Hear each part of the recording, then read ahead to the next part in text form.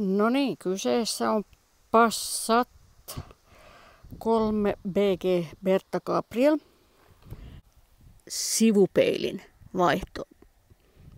Kuten varmaan huomaat, niin ei peiliä. Pientä ongelmaa vähän peruuttamisessa, kun on tottunut käyttää sivupeilejä. Ja näissä videoissa on ollut sellaista, että kukaan ei ole ottanut alas ikkunaa, mutta mä haluan sen tehdä. Kokeillaanpa sitten pari kikkaa. Okei, mä teen niin, että siirsin niin, että toi on mahdollisimman lähellä tuolla. Täältä näkee. Okei, mä huijasin sen verran, että mä testasin nämä. Mutta tää tosiaan laitoin vaan tänne, rupesin vetämään. Hei. Se pitää tosiaan niin kuin totta. Tuossa on toi tollanen. Ja mulla sitten löytyy täällä plastikassa toinen. Ja nyt sitten taisi saada tietenkin tämä menemään tonne. Okei. Seuraava etappi. Check. No niin, nyt on sitten vaihdettu. Nää oli tossa aika tiukasti. Mä otin ne nyt niin, että mä otin ne erikseen. Vähän ehkä pettuneet on, mutta tän näköiset on nää systeemit täällä peilin sisällä. Kuulemma saisi tietysti tämä kokonaankin vaihdettua. Isompi operaatio. Tässä tää kun katsoo tarkemmin tätä vanhaa, niin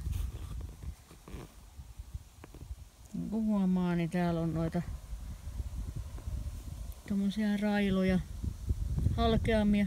Ei, ja sitten tostakin on kivasti pois. Et ei välttämättä olisi edes kannattanut hankkia uutta peiliä tohon päälle ja liimata. Okei.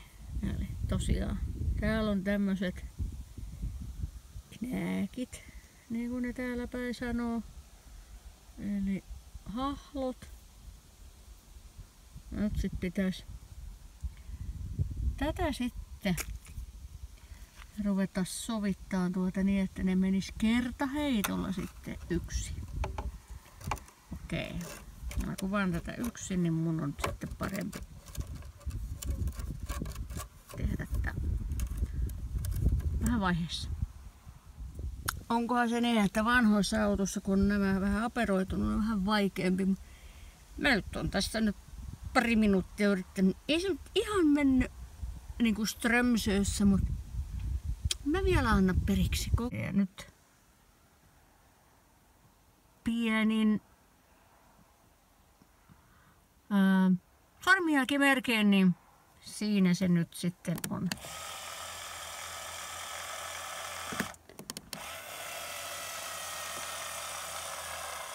Toimii. Ja pientä painoa, niin painamista tuohon vielä peiliin varmuudeksi. Niin se olisi kuulkaa sitten siinä. Yes.